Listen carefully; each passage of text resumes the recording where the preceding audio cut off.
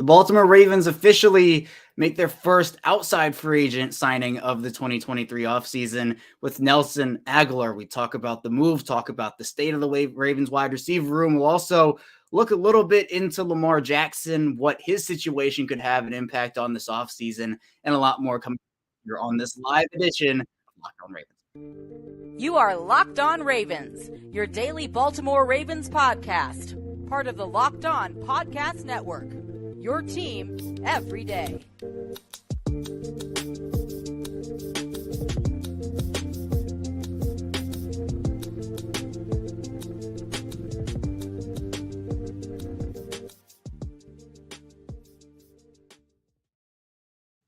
Welcome into a live edition of Locked On Ravens, your daily Baltimore Ravens podcast. I'm your host, Kevin Ostreicher of Ravens Wire. We're here, as always, on the Locked On Podcast Network, your team every day. Thank you so much, as always, for tuning in, making Locked On Ravens your first listen each and every day. We're free and available all podcasting platforms, including over on YouTube for free. So be sure to subscribe for free in video form, subscribe for free in audio form as well, and also turn notifications on so you know when we do go live here on the channel. And we do put out, Ravens news, analysis, updates, and live shows like this to react to moves. And we've kind of been waiting for a Ravens move to happen. And I was saying, whenever the Ravens make a move, we'll go live again and we'll make it happen. And we'll, have the comments. This is a way for me to engage with the chat, engage with the comments, and have people share their thoughts and we interact with those. So if you have any thoughts on the Agholor signing, the state of the Ravens, Lamar Jackson, Ken Francis, be sure to put them below here. We're doing it live on YouTube right now on a Friday evening. So, you could be Friday night going out to a party, you could go watch a movie, go on a date night, or you could be here with us on Locked On Ravens. I think that's a pretty good option. So again, we're here 5 days a week for you on the show. But we'll talk about Nelson Agholor, kind of a show rundown here tonight. We'll do Nelson Agholor. We'll talk about his signing, what it means for the Ravens, both from him on the field for them, then also what it could mean for the rest of their offseason in terms of how they address that position through free agency or the draft. Then we'll also move into a bit of Lamar Jackson, how much his situation has had an impact on Baltimore's free agency. We'll talk a little bit about DJ Chark because that was the deal. I put it out, it was a deal being compared. DJ Chark versus Nelson Agholor. We'll talk about that a little bit. We'll talk about the draft as well and just what the Ravens should do moving forward this offseason. So plenty to talk about here on this Friday evening. I know the Agholor signing is not popular. It is not popular among a lot of people, and I understand it. Now, my general fast reaction summary is the move itself is underwhelming. I think it's fine if there's another big move. Like if it's DeAndre Hopkins and Nelson and Agholor, fine. If it's Courtland Sutton and Nelson Agholor, fine. If it's Nelson Agholor and DeMarcus Robinson or Nelson Agholor and a mid-round receiver, we're right back to where we started wide receiver wise with the same trends, the same philosophies. When we heard Eric DeCosta, we heard John Harbaugh at that end of season press conference talk about revamping the wide receiver room. And I think that's where part of that frustration lies with a lot of fans as well, where we heard that and a lot of people heard that and said, okay, well, this is great. Right now to me, and then, people might differ on this. And I've said this, I think the Ravens wide receiver wise, the only two that are safe in my opinion are Rashad Bateman and Devin Duvernay. Now, my whole thing is the Ravens, I think they keep 6 wide receivers. That's just like my default. That's what I default to is 6 wideouts. If Bateman and Duvernay are safe, my thing was, all right, 2 veterans and 2 young guys. That could be a combination of re-signings, trades, outside free agents for veterans, and then maybe young guys already on the roster and draft picks, undrafted guys for young guys. Now, if Agholor is one of the veterans, that's 3 of your 6 that I think are safe. The Ravens did give Agholor a decently sized contract. It was 1 year, $3.25 million are the reports, only about a $1.4-ish million cap hit. But then you look at a guy like a DJ Chark, who I think a lot more people liked more than Agholor. I personally did. And there has been raging debate about DJ Chark and how good or how not good he is. He had a great season many years ago, I think 4 years ago at this point. Hasn't really been able to put it together on the field health-wise. Agholor has been a lot healthier on the field, but I think Chark, he's younger, and Agholor is known for his drops. Now, he is a speedster. Agholor is. I mean, in terms of actual stats here, he's played in the NFL since 2015, a first-round pick, actually, of Philadelphia, which I think a lot of people forget Philadelphia had that first-round pick. They took Agholor with it, and their track record of first-round wide receivers recently has been, I mean, look, Devonta Smith turned out fine for him, but Jalen Reagor and Agholor, those are two that did not. Agholor in his career, 4,246 yards receiving and 31 touchdowns. He's averaged 12.5 yards per catch. His best year to me was in Las Vegas, his 1 year in Las Vegas in 2020, where he had 48 catches, 896 yards, and 8 touchdowns, averaged 18.7 yards per catch. He's only had one season where he's averaged below 10 yards per catch. That was Philadelphia in 2019, where he averaged 9.3. So he's someone who stretches the field. Jeremy Fowler reported apparently the Ravens came away from their visit very excited about the fit with Agholor. I mean, it's fine, but at this point for the Ravens, I talk about needle-moving moves. This is not that. The Nelson Agholor signing is not a needle-moving move. Now, depth-wise, it's fine. Like, he can be a fourth or a fifth guy, and if that's what he is, that's fine. But if you're relying on him to be a 3, that doesn't put much confidence in me in this wide receiver room. Now, hopefully this will be addressed with a trade, or it will be addressed with a first-round wide receiver. But at this point, I'll read out the Ravens wide receiver room. I mean, I put it out on Twitter, and it got a lot of not super enthusiastic responses. Current Ravens wide receiver room includes Nelson Agholor, Rashad Bateman, Shamar Bridges, Devin Duvernay, Andy Isabella, James Prochet, Mike Thomas, and Tylan Wallace. And then Cole Jackson, friend of the show, chimes in and says Ken Francis. Ken Francis, honorary Ravens legend, Ken Francis. We'll talk about him a little later. But it doesn't scare me. You know, if I was an opposing team facing the Ravens, that room doesn't scare me. That's why, to me, I think adding a star-proven veteran guy, and I'll say it I'll scream it to the heavens, the Ravens they need to add some proven option, whether it is for Lamar Jackson or whoever's throwing at quarterback. And that's the other part of this whole situation, where how much of the Lamar situation has had an impact on the Ravens and them signing wide receivers. I'm not blaming Lamar for that. I'm not blaming, there's blame each way in that. And we'll talk about that a little later in terms of the whole contract situation. But I think people want to play with Lamar, but they don't know if Lamar is going to be in Baltimore. So if they sign on right now with the Ravens and they say, all right, I'm super excited to play with Lamar, I'm hinging my decision on Lamar, and then Lamar leaves or Lamar gets traded, then where does that leave that guy? So I think there is some uncertainty. I wouldn't be shocked if there was in the market right now. And it's a little worrisome because the market to begin with, the free agent market to begin with, wasn't great. And now you have all these guys going off the board, the top options, Allen Lazard and Juju Smith-Schuster, Jacoby Myers, etc. All those guys are gone. DJ Chark, he's gone as well. The only wide receiver right now who moves the needle to me on the free agent market is Odell Beckham. That's the only guy that if the Ravens brought him in, I would be like, okay, this is a move I can work with. This is a move that makes the Ravens wide receiver core significantly better. And the Odell ceiling. With Nelson Agholor, it's fine, but it's not fine if it's the only free agent acquisition. Like if this offseason for the Ravens ends up being Nelson Agholor and DeMarcus Robinson is the 2 free agent signings, that's not good. That is not good, and we're back to where we started wide receiver wise. This is nothing against Nelson Agholor. Like I know that there have been the issues with the drops, but I think Ravens fans, people covering this team have been through this cycle time and time and time again, where we can go back just recently to Michael Crabtree and Mike Wallace and Jeremy Maclin and Des Bryant and Sammy Watkins and Deshaun Jackson. And you can honestly keep going back and back and back in time.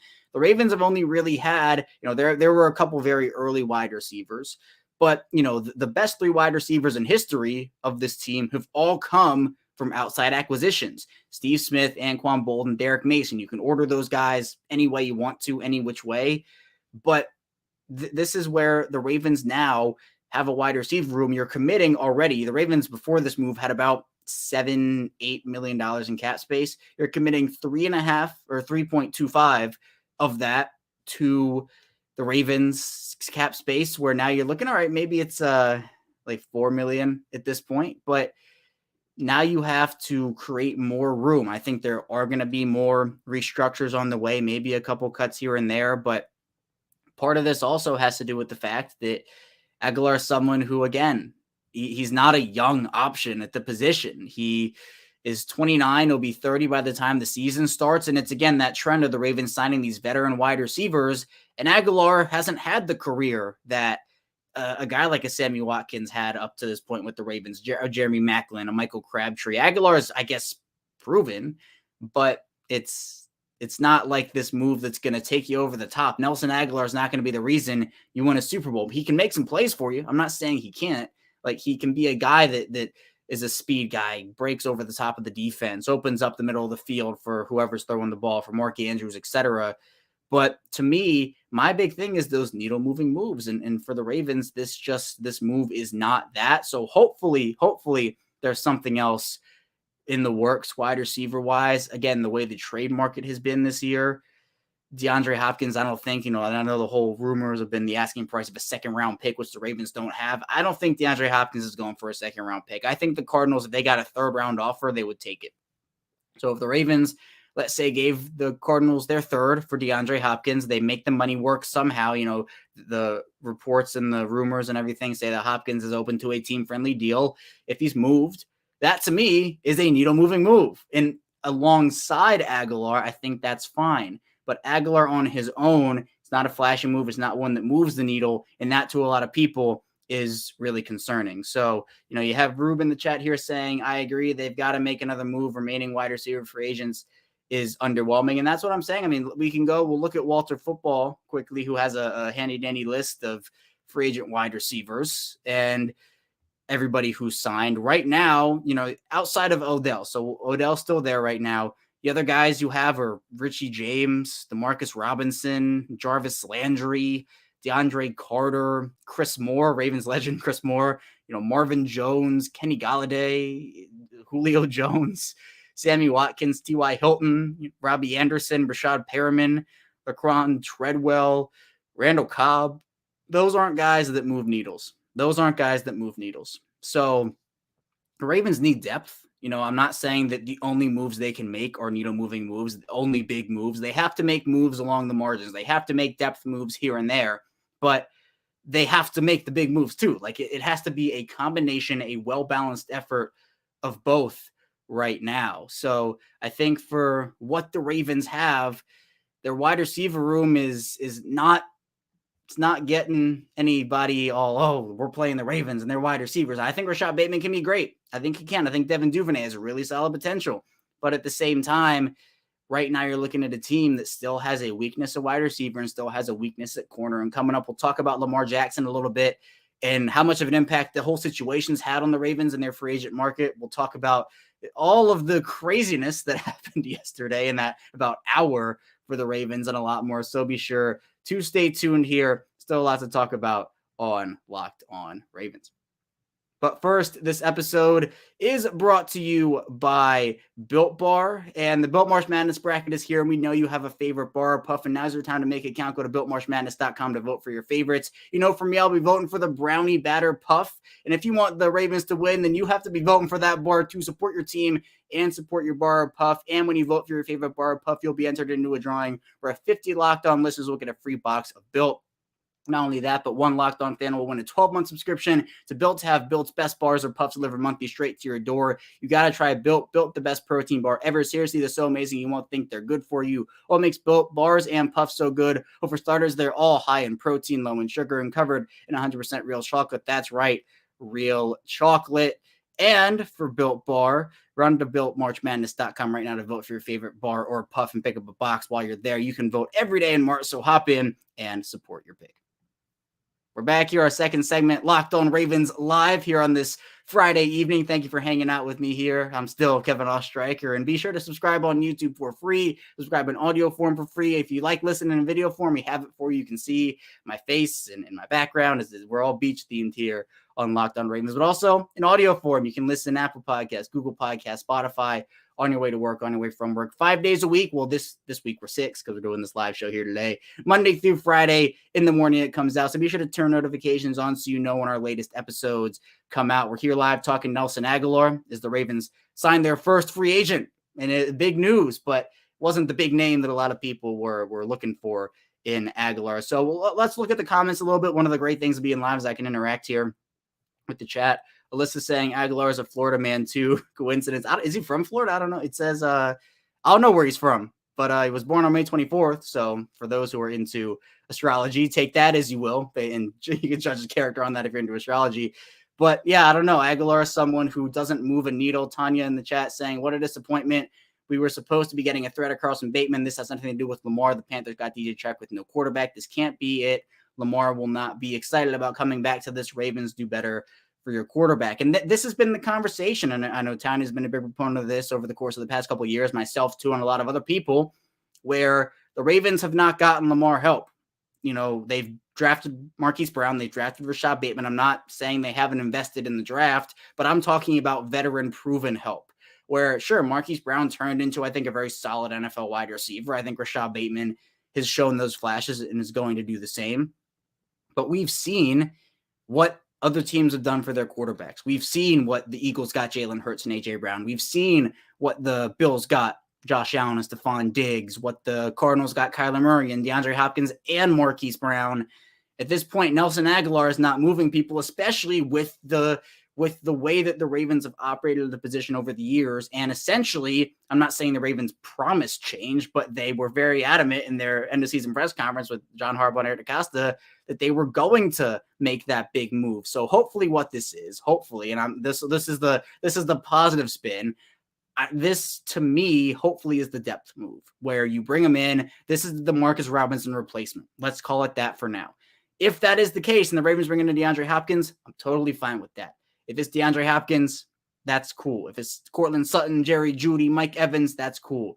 If it's Nelson Agholor and Demarcus Robinson, that's where you lose a lot of people. It's where you lose me. So the Agholor signing can't be anything but depth. A guy who can catch 30 balls for you instead of a guy who's going to be relied upon to catch 55 or 60. Rube saying, with Callaway signing in Denver, wonder if Jeudy is available outside of Hopkins. Doesn't feel like a lot of guys are available. I think one of those receivers gets moved. I don't think Baltimore has the assets to get a Jerry Jeudy. Maybe they do if the price comes down. I think Cortland Sutton's a lot more realistic. I'd be fine with that move. I would love Jerry Jeudy, don't get me wrong. I think that's a great fit. Obviously, he's close with Lamar, so maybe that's incentive for Lamar to come back. I don't know. They signed Lamar's cousin, so who knows at this point, Trayvon Mullen. But to me, I think DeAndre Hopkins is the most realistic big name trade option.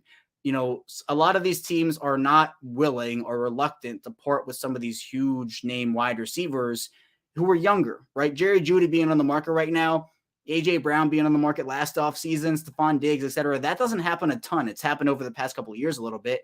But I think for Baltimore, they don't have a second round pick to kind of throw into a deal that was come and gone in the Roquan Smith trade. So to me, I think DeAndre Hopkins, even though he is on the wrong side of 30, he will give you a solid option next to Rashad Bateman. You know, he's that number one. He's that number one guy next to Rashad Bateman for at least this year, hopefully longer than that. And I think that gives time to Rashad Bateman to grow so that when DeAndre Hopkins eventually, moves on or retires or whatever, Rashad Bateman's ready to hopefully go into a bigger role in a bigger aspect of the offense. And Hopkins is still very good. Like, you also are going to hopefully get the production out of him as well. And it just elevates this offense a lot. And for a lot of people, hearing the Rock Ya-Sin visit, hearing the Adrian Amos visit, I think that got a lot of people upset as well, because it continues the trend of defense spending. And look, the Ravens have a great defense right now. They don't get to have that great defense without the spending they do on it.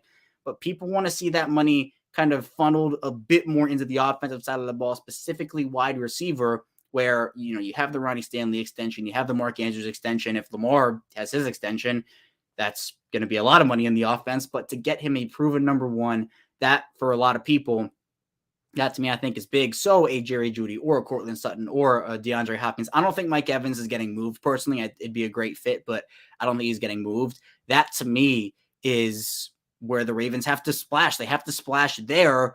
And I think that's the bigger picture of everything here, which is hopefully Agholor is depth. Eli Hoff saying, what is EDC doing? We need a true number one, true wide receiver one. What's the Ravens cap room right now? And then Jannar coming in saying $4 million, right around $4 million right now. The deal for Agholor is 1 year, 3.25 with incentives. So they're about $3 million in incentives reportedly. So up to $6 million, $6.25 million in incentives. To compare that to DJ Chark, who got 1 year, $5 million fully guaranteed. Maybe the Ravens just saw guaranteed and said, nope, no, thank you. We're good. That the guaranteed word, that was in the comments on one of my tweets. The guaranteed word scared him off a chart maybe. But no, I think, when talking about Lamar, I wanted to touch on that a little bit.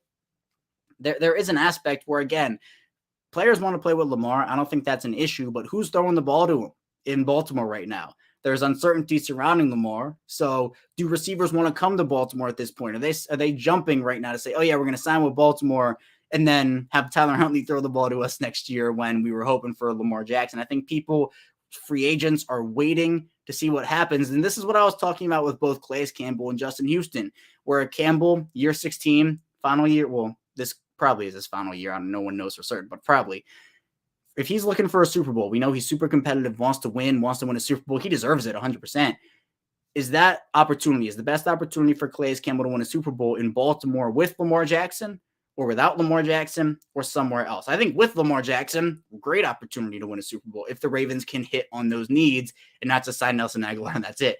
But if it's without Lamar Jackson and the uncertainty surrounding the situation right now, would Campbell want to come back to Baltimore without knowing who the quarterback's going to be? With Justin Houston, who has said he still wants to keep playing and he's going to kind of look at his future this offseason, does he want to come back to Baltimore to win a Super Bowl, or does a place like a Philadelphia or a Kansas City or a Buffalo or a Cincinnati work better for him because there's not uncertainty there? So we'll see what happens. Devin's saying next is Kenny Galladay. He means, hopefully not. Kenny Galladay had effort issues in New York. That the Kenny Galladay experience during the offseason, when was it? Was it 2 off seasons ago? I can't even remember. The Kenny Galladay experience 2 off seasons ago was, I want to forget it because it was everybody clamoring for Kenny Galladay. He signs that huge, massive deal with the Giants. Everybody about it. Well, some people weren't, but a lot of people were. And then he just, one of the worst contracts in NFL history was Kenny Galladay. And again, it's just the effort issue. Hopefully it is not Kenny Galladay right now. Tanya also chiming in here saying EDC and Harbaugh disappointing their quarterback and the fan base. Their refusal to get a game-changing receiver is here is a disgrace. Then soon as things don't work out, fans blame Lamar. It's tough right now. Like, the Ravens have had this approach at wide receiver for so long. And I mean, again, like just recently, I listed off those names: Mike Wallace, Jeremy Maclin, Michael Crabtree, Des Bryant, Deshaun Jackson, Sammy Watkins. And now you can add Nelson Agholor to that list of these veterans who the Ravens feel like are going to come in and make a contribution. And then, I mean, Michael Crabtree's hands were horrendous when he was here. Sammy Watkins had a great start, couldn't stay on the field. Deshaun Jackson, that doesn't even feel like it was real, to be honest with you. Jeremy Maclin was just a dud and bolt. So it's like it continues that trend. So there's no trust in those types of players right now. There's no trust in the Ravens bringing in a low contract, 1-year deal-ish, over 30 player. There's no trust with that because it's happened and it's failed so many times when it feels like the solution is right in front of you to maybe just cut a couple costs somewhere on the defensive side of the ball. And Be More Ravens Gunny says, hey, KO, going to need you to start pushing those D-Hop highlights heavy on Twitter.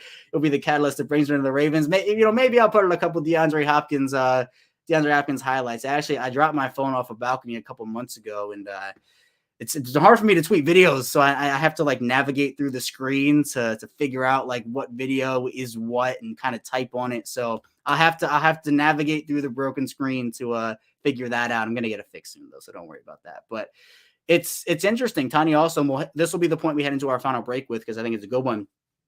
Tanya says maneuvering the cap like every other team, we don't want to win, and that's key here. You have to have somebody. Someone in the front office. I think Eric DeCosta is fine at doing it, but there's, I think, reluctancy to spend at wide receiver, and there has been. Like, the Ravens' philosophy is defense, ground and pound football, and that goes beyond what the Ravens did with Greg Roman, beyond the Lamar Jackson era, where sure, you had the Flacco offenses that definitely aired the ball out, and it was a very big shift, but you go back to those 2000 Ravens, obviously the 30 for 30 coming out on them. The Ravens have always invested on defense. The secondary, the Ravens have invested so heavy in their secondary. Again, the frustration is people just want to see that money put into wide receiver, where the Marcus Peters 3-year, $42 million deal, even something like that extension, I don't think, the Ravens were fine by doing that, but it's that type of deal that I think people would be okay with for a solid wide receiver. So there are so many points there. And Rube agrees with Tanya and saying they got to be aggressive with the roster. And this is the time. Well, actually, the time was a couple of years ago, honestly, on Lamar's rookie contract. And that will be where we pick up in the final segment. Lamar's rookie contract, and if the Ravens failed him in the whole situation over the past couple of years here. For the wide receiver position, building the offense around him while the Ravens still had the cap room on that rookie contract. So be sure to stay tuned. So lots to dive into on this live edition of Locked On Ravens. But first, this episode is brought to you by FanDuel. And the tournament is heating up. There's no better place to get in on the action than FanDuel, America's #1 sports book. That's because right now, FanDuel is giving new customers a no-sweat first bet up to $1,000. That's up to $1,000 back in bonus bets if your first bet doesn't win. Just go to FanDuel.com/lockedon and sign up today to claim your no-sweat first bet. Then you can wager on everything from the money line to point spreads to which team will be cutting it down the net. I picked Purdue, so my bracket is long gone. Hopefully you're faring a bit better than me on that, but all on an app that's safe, secure, and super easy to use. So don't miss your chance at a no-sweat first bet up to $1,000 when you join FanDuel today. Just go to FanDuel.com/lockedon to sign up. Make every moment more with FanDuel.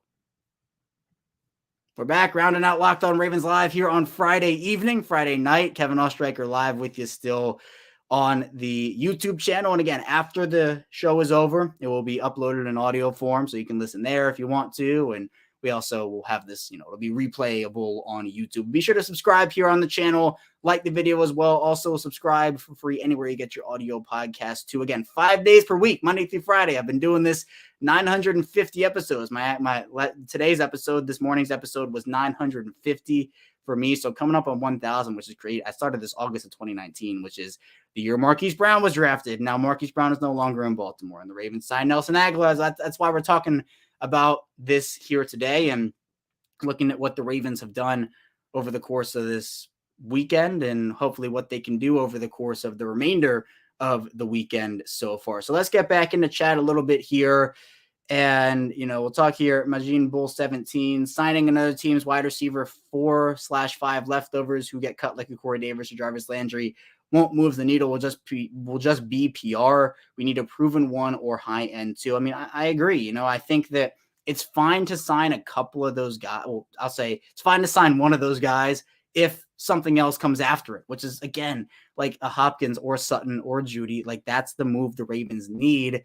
Aguilar's fine if it's a Demarcus Robinson replacement, but they do need a proven wide receiver 1, at least a high-end wide receiver 2, as Majin says there. Eli coming back in saying we have a new offensive coordinator. Our D is top 5, top 10, and if we get Lamar back, that sounds like a playoff contender or one deep threat from running the tables, which is one star wideout away from being real, true contenders. You add a couple of corner pieces in as well. I think that's a fine roster. Obviously, you got to work out some of the coaching kinks with a new offensive coordinator. I think that'll be fine, though. I think Monken is a much better fit for the Ravens offense than Greg Roman was, especially after how stale that whole thing got. But I think if Lamar comes back, if that extension is signed, if DeAndre Hopkins or someone else, some proven guy is brought in, you're able to bring in if it's a Rock Yassin or Marcus Peters and a first-round corner, that to me is completely fine. And, Salone Man coming in. Why doesn't this team realize the defense doesn't win anymore? Why give up a second for Roquan and not put any incentives for the offense? I think the Roquan trade was fine. Like, the Ravens are happy to have Roquan. I think he is a very good talent to have. But the problem people have with the Ravens defense right now, and there aren't a lot, is the fact that the Ravens right now have Patrick Queen and Roquan Smith, which in a vacuum is not a problem at all, right? You have two really dominant linebackers. Queen turned it on last year. Roquan Smith is Roquan Smith. But for the Ravens now, they have 5 picks. And the other part of this, actually, I want to give a shout out here. There's a guy on Twitter who does a lot of great cap work and compensatory pick work, Nick Corte. And he said he was surprised to see the Ravens give Nelson Agholor 3.25 average annual value. It's only 1 year, but that's actually enough to qualify Nelson Agholor's contract as a 7th round compensatory free agent signing, which means it actually would cancel out the 6th round 2024 comp pick for the Ravens that they were going to get for Josh Oliver. So that's it's not a small deal that the Ravens essentially signed Nelson Agholor, and that 3.25 average annual value is potentially going to cost the Ravens a 6th round comp pick, which we all know they love their comp picks. So, I think Roquan, a $100 million deal. I don't hate the Roquan trade. I don't hate the Roquan deal. People are mad about it, though, because the way linebackers are in this league now, you can just bring in a box safety like a Chuck Clark, for example. Now, Roquan's he's one of the best linebackers in this league. There's no question about it. But again, it's investing defense, and that's what gets people upset there. And, Slow man coming in here. It's never an issue to restock with defense, but defense doesn't win championships. Just ask Mahomes. You need to have a solid wide receiver room. It doesn't have to be the best. Like, look, people aren't asking for the Ravens to have the top wide receivers. Like, bring in Justin Jefferson, bring in Jamar Chase, bring in Devontae Adams. They're not asking for that. That's not what people are asking for. What people are asking for here is the number one proven veteran number one option. That's it. You don't have to have the top three wideouts in the league. You can get away just fine with, I bring back DeAndre Hopkins, Rashad Bateman, Devin Duvernay, Nelson Agholor, a mid-round rookie, and I don't know, Demarcus Robinson. Let's say Demarcus Robinson. That to me is completely fine. And at this point, I don't know if it's going to happen. And that to me is worrying and it's concerning because right now there's so much that hinges on Lamar and his situation. We haven't even talked about what happened over the course of yesterday. Tanya's saying DJ Chark could have came here. He signed with the Panthers. They don't have a quarterback either. I mean, yeah, it's disheartening for a lot of people, I think. Now, to be fair, this wide receiver market, I talked about it, was not very strong to begin with. But at the same time, I think Chark would have been a very solid fit in Baltimore if he was able to stay healthy. And for Agholor, at least he can stay healthy. I would have preferred Chark, just personally. I would have preferred Chark. You know, Aguilar's played in 118 games in his career, has not missed a lot of time. But I think to me, if you're taking a swing, right, like to me, Agholor is the safe option with a very low floor. Like I think there's a very low floor with Nelson Agholor. He can give you something, but I think DJ Chark is kind of that move that you look at and say very high ceiling move if he's able to stay healthy. The Ravens need to make those types of moves right now. Not saying just make everything a risk, but I don't know. I personally would have had DJ Chark over Nelson Agholor for me. Eli saying our best hope is to get a rookie in the draft. Anyone disagree?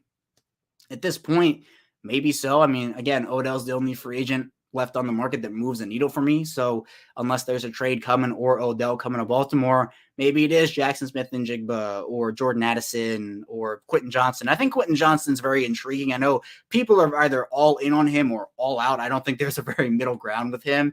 Also, Zay Flowers, another potential option there. So we'll see. Rube coming in saying, still have faith EDC will make a trade. We've seen Lamar shine when he has to throw the ball a lot. I hope they draft Zay Flowers also. I think for me, it's one or the other. You know, bring in a proven number one at this point, trade-wise, or draft a wide receiver one. If there's not a move made outside of Agholor, and let's say it's Demarcus Robinson too, and the Ravens don't address the wide receiver position until the mid-rounds, again, we're right back where we started with the Ravens there. So I don't know. It's an interesting conversation to have, and we haven't even had a Lamar conversation. Let's talk about that a little bit as well. And Rube, thank you for the congratulations on the 950. 1,000's coming up soon, so I'm excited about that. So long story short with Lamar, it's a very long story. Adam Schefter, all the people come out. The NFL releases a memo about how the NFLPA, this guy's not certified by them, Ken Francis, and they say can't negotiate with this guy. It's going to be punishment if you do. Now, people do research. Florida man Ken Francis, who is kind of trying to pitch this gym home invention, you know, this portable gym invention. Lamar comes out, says that Ken Francis has never negotiated for him, and then promotes a product, a mobile gym product with Ken Francis, saying that it's coming out in the summer called The Entire Gym. And it's such a bizarre twist on this whole situation. Such a bizarre turn. I don't really know what to think about it all anymore, but I think it was an all-time publicity stunt. I mean, I give props to Lamar for having business product placement, publicity. I think he made his business, his venture, a little bit of money. Now, Lamar went on the shop with LeBron James and said that he wants to be a champion and a billionaire. And I'm not surprised that he wants to put a guaranteed contract. I'm not surprised that he's going in all these business ventures. That just feels like it is what it is. So that's just the very long version, or the very short version of a long story about the interesting Ken Francis situation. Skip Mode Crane Gang saying we need a top tier wide receiver. 100% agree. Aiden Strott saying, I think Ronnie, Marlon, Andrews, Roquan all proved the EDC is very willing to pay those who were deserving handsomely, so I'm sure they gave a fair offer. I guess this is either for Lamar or for DJ Chark. I'm not sure which one, but I mean, yes, I agree with the sentiment Aiden has here. I just think that, you know, wide receiver wise, DeAndre's deserving of a payday, but the Ravens have always been we're going to re-sign our own. Like that, it's them and the Steelers. Now, the Steelers have gone out and signed a couple of guys this free agency period, but the Steelers and the Ravens are known for kind of re-signing their own guys a lot and not making it a whole, like, oh, we're going to go out there, spend $70 million on outside free agents every offseason. The Ravens did that last offseason with Marcus Williams, Morgan Moses, what could have been Zadarius Smith, etc.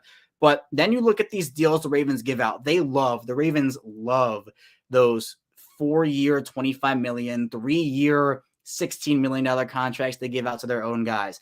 Patrick Ricard was given, what was it? 3 years, 11, 3 years, $12 million.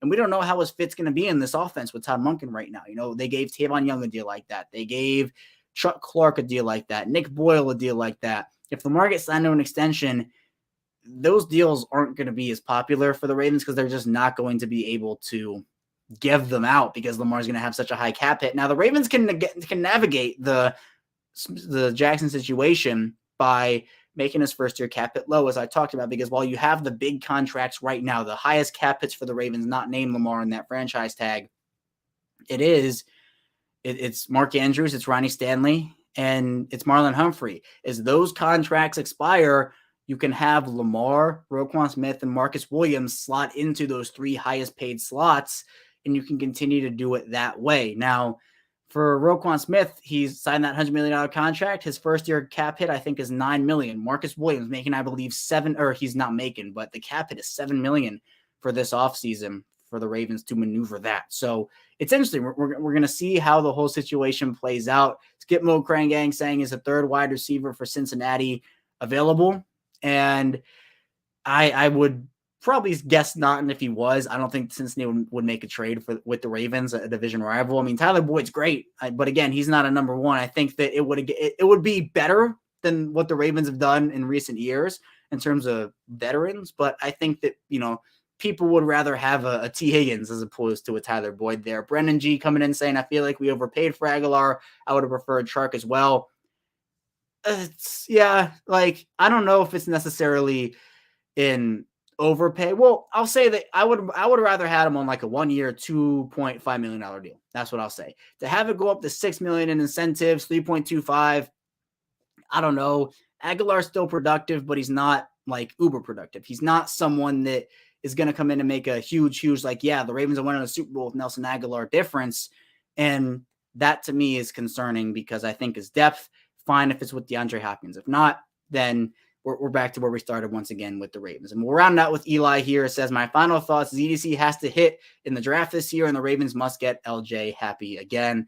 The Ravens need to sign Lamar to an extension. Like, at this point, just something has to give. Something has to give with this Lamar situation. Hopefully he's back in Baltimore.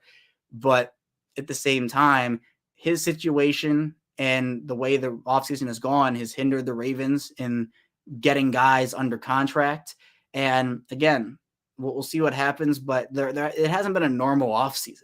It hasn't been any type of normal offseason for the Ravens. And until this Lamar situation ends, there's only so much the Ravens can do. And that is a problem for the organization because while teams like Cincinnati and Cleveland and Pittsburgh and everybody's improving, the Ravens have signed Nelson Agholor. So they signed somebody, they signed an outside free agent, but I don't think people are very happy with the move overall. But that's all I have for you here tonight on Locked On Ravens. Thank you so much for tuning in with us on this, again, live edition. Be sure to subscribe on YouTube. Subscribe in audio form as well. We are here 5 days a week. So when we get back here on Monday, it'll be a mock draft Monday. I'll put it on mock draft Sunday on Twitter. You can put your mock drafts below on the Locked On Ravens quote tweet, and I'll get to those. We'll talk a bit about Lamar.